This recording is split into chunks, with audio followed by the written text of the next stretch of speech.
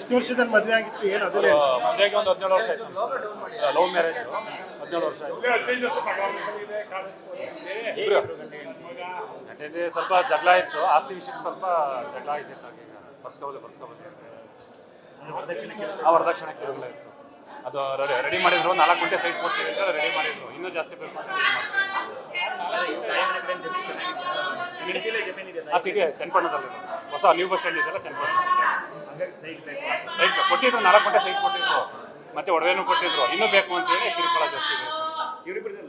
ಆ love marriage ಇಲ್ಲ, love marriage ಆಯಿತು ಅಂತಂದರೆ 17 ವರ್ಷದ ಮದುವೆ ಆಗಿ ಇಬ್ಬರು ಗಂಡು ಮಕ್ಳು ಇದ್ದಾರೆ. ಸೆಂಟ್ರಲ್ ಸ್ವಲ್ಪ ಜಗಳ ಆಯ್ತಿತ್ತು ಆಸ್ತಿ ವಿಷಯಕ್ಕೋಸ್ಕರ, ಮತ್ತೆ ಎಲ್ಲ ಚೆನ್ನಾಗಿ ಇದು ಮಾಡ್ಕೊಂಡು ಆಸ್ತಿ ಇವತ್ತೇನು SPRPC ಹೋಯ್ತಾ ಇದ್ರಂತ ಏನಂತ ಇಲ್ಲ, ಅದು ಮಾಹಿತಿ ಗೊತ್ತಿಲ್ಲ ಸರ್. ಎಲ್ಲ ಆಗಿದ್ದೀರಿ ಇನ್ಸಿಡೆಂಟ್ ಆಗಿದ್ದೀನಿ SPRPC ಅಂತ ಹೇಳಿದ್ರು ಮಾಹಿತಿ, ಅಷ್ಟು ಮಾಹಿತಿ ನಮಗೆ ಗೊತ್ತಿಲ್ಲ. ಆದ್ರೆ ಈ ರೀತಿ ಒಂದು ಕೃತ್ಯನ ಎಸಗಬಾರ್ದಲ್ವ? ತಪ್ಪು ಸ್ವಾಮಿ, ಅದು ಆಸ್ತಿ ವಿಷಯಕ್ಕೆ ಈ ಥರ ಕೃತ್ಯ ಎಸೆದು ತಪ್ಪು. ಧರ್ಮಪೀಠ ನ್ಯೂಸ್ ಫಸ್ಟ್ ನಿರ್ಭೀತಿಯಿಂದ ನಿಮ್ಮ ಪರವಾಗಿ.